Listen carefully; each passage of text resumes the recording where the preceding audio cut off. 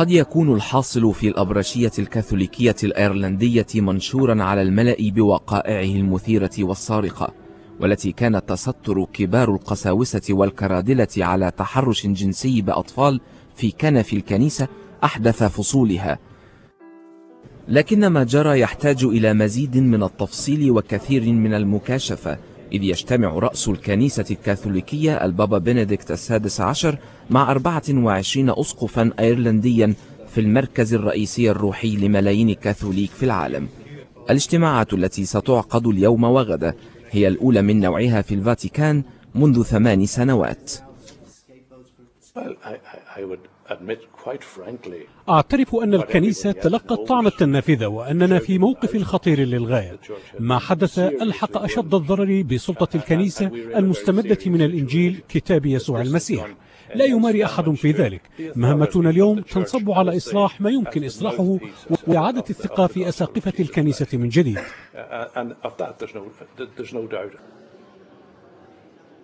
ليس جديدا أن يتهم رجال دين كاثوليك بالتورط في فضيحة انتهاكات جنسية ضد أطفال هزت أيرلندا والعالم، لكن الجديد هو تستر 4 من كبار الأساقفة في الكنيسة على وقائع تحرش جنسي ارتكبها كهنة بحق مئات الأطفال في دبلن خلال عقود من الزمن، وهو ما كشف عنه تحقيق للجنة رسمية برئاسة القاضية إيفون ميرفي.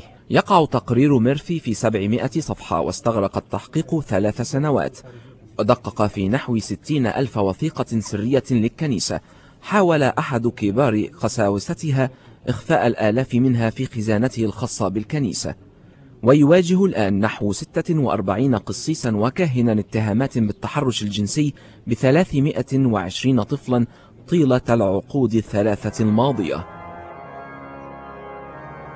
يبدو البابا بنديكت مهموما في هذا الوقت الصعب في حياة الكنيسة.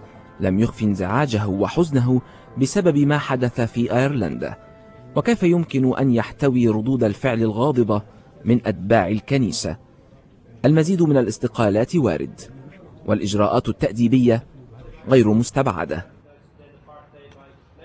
يتساءل أهالي الأطفال المنتهكة أعراضهم كيف يمكن للرجال دين أن يتورطوا في فضائح جنسية مخجلة، ويضيفون: فيما إذا كانت تلك هي كل الفضائح أم أنها الجزء الذي ظهر من جبل الجليد فقط. أحمد ماهر، BBC.